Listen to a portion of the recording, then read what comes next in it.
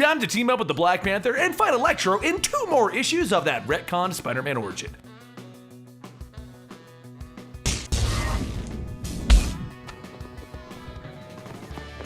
Welcome to the Complete Story Series, where I bring you trade paperbacks and single issues, and I break them down to the digestible bites to help you understand. And all alterations to the panel, text, and images are to prevent copyright problems, and all art is owned by its respective companies.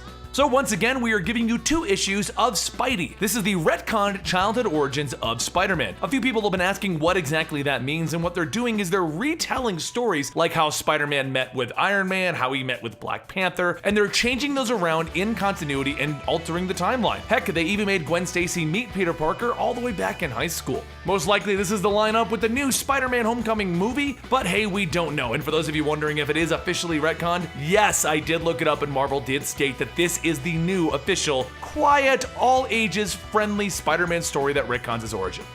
Peter Parker has been having a weird week, and it wasn't from the recent bad guys that he's been fighting. And even the normal part of his life of being picked on at school by Flash Thompson really wasn't weird. What was weird was the Friday that Peter and Gwen Stacy were studying, and she asked him a question. The question was to see if Peter would help tutor Flash Thompson. Now, the possible answers to that would be A, no thank you. B, are you trying to play Peacemaker or get me killed? And are you and Flash an actual thing? Or C, I'd rather chew my hand off. Or D, are you crazy? Peter responds with, can I think about it? Gwen tells him that he's the best tutor, and Peter thinks that he's actually the worst tutor. But later that night, Peter waits for a crime, and he thinks about how he can't really help Flash. Flash is one of his nemesis. Nemesi? Whatever. And to top it all off, Peter's getting a little bored because he can't seem to find someone to punch tonight until his spider sense seemingly goes off. And that's when he realizes maybe there's still hope to punch something. He swings on over to a warehouse where he finds it empty, and he begins to question, where did everyone go? Maybe down that awesome trapdoor? He climbs down the trapdoor that he found, and he sees a tunnel with men moving all kinds of something, and he figures that they won't punch themselves, but that's what he's told to stop by somebody behind him, and he begins to wonder why his spidey sense didn't go off. Peter looks behind him and he sees the Black Panther, the king and protector of Wakanda, which explains why his spidey sense didn't go off. Black Panther's really not a bad guy. Black Panther tells Peter that he should cease his actions. Those men down there, they will answer to me. They've stolen Wakanda's prize, but Peter cuts him off asking, is it vibranium? That rare Wakandan metal that has all kinds of crazy properties like absorbing sound? Black Panther tells him, your knowledge is impressive, but my spies have already been keeping track of these thieves, so you should go. But before he can finish stating that, Peter already jumped down to begin fighting. Americans, T'Challa says. Black Panther jumps down following Peter, and the two of them begin to knock out all of the thieves, and Peter begins to ask, how did Black Panther get his awesome abilities? Did he get bitten by a radioactive panther? Black Panther tells him that's absurd, and Peter agrees, getting powers from a radioactive animal bite? That's so absurd. So the two of them finish cleaning up the rest of the thieves, and Black Panther looks over at the supplies and he notices that most of it's there, but some of that metal is missing. And that's when Peter's spidey sense goes off again. The two of them turn around to see the Claw. Black Panther tells him to stand down unless he's prepared to be beaten again, and the Claw tells him, I'm prepared. And he blasts Peter and Black Panther with a sound blast. Peter flies off into the crate of vibranium while Claw continues to attack the Black Panther, and that's when Peter gets an idea. Maybe he can use some of the vibranium. He jumps back in to fight with 2 pieces of vibranium webbed to his ears, and he knocks out Claw and he webs him to the ground. Peter begins to talk to Black Panther, and that's when Black Panther points at Peter's ears. Peter realizes, my bad, was I yelling?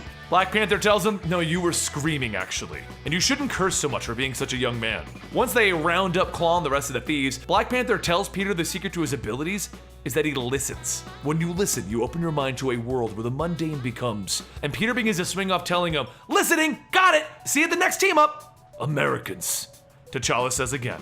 But as the week begins, it goes back to being a weird week when Friday finally comes down and Flash is told that Peter will help him study. Gwen tells him it's a package deal. She'll help with history and he'll help with math, or they both won't help. Flash tells Peter he's not sure why Gwen is friends with him, and Peter tells him, I'm not sure either, but Peter thinks to himself that he's listening, and you know what he hears? The sound of someone not being beat up. So with that, it's time for them to study. And that is issue 7. Now let's move on to issue 8.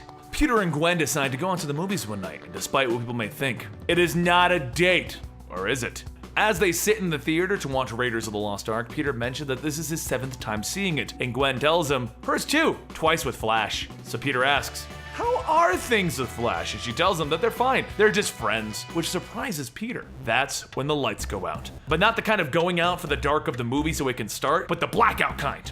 and Peter's spidey sense goes off. He runs outside and he changes into a suit and he looks over the city. And yeah, it's the total blackout kind of lights going out thing. Peter begins to swing past the buildings trying to see what's going on, and that's when he sees a light behind him and he hears a voice saying, "It's tough to find a spider." He looks back to see Electro, and with the blackout he thinks that he really should have been able to put that together. Peter shoots his webs and he asks if he really wants to tangle again. From their last battle, Peter had to make some changes because when he grabbed Electro last time, he shocked Peter through the web. But as Peter begins to swing Electro around, Electro tells him that he made some adjustments himself, and he electrocutes Peter, launching him into an AC unit. Electro begins firing off electrical blasts, and Peter manages to dodge them, but one of them hits a billboard behind Peter. Down on the streets below, Gwen looks for Peter, but notices the sign falling towards an older woman. She quickly runs over, pushing the woman out of the way, asking if she's okay, and the woman tells her that she was fine until she tackled her. Peter swings down, telling Gwen that it's nice to see her again, and that he appreciates the help. Keep in mind, he's Spider-Man right now, and she doesn't know that Peter is Spider-Man. And that's when Spider-Man tells her that there's a homicidal / electrical maniac on the loose, so... But Gwen tells him that she's looking for her friend Peter. He went missing in the blackout. Spider-Man points over to the police on scene, telling her not to worry. Her friend is over there